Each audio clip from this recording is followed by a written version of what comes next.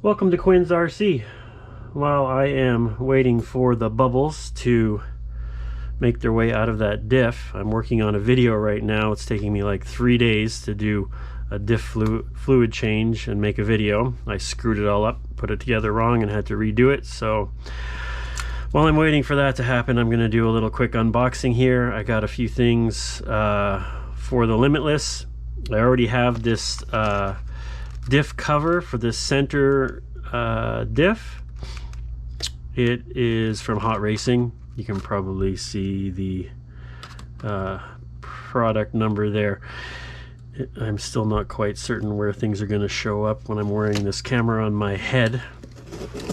So when I ordered that, I wanted to also get the support brace that goes below it that attaches through the chassis. It was back ordered on AMain, and I waited for I think a month before I finally canceled it, and then Tower Hobbies had it in stock, so I ordered it from Tower Hobbies. And I don't know if you're like me, but when they have $10 off $50, I end up buying stuff I wouldn't normally buy just to make the $50 so I can save. I think it was actually $5. So here it is. This is the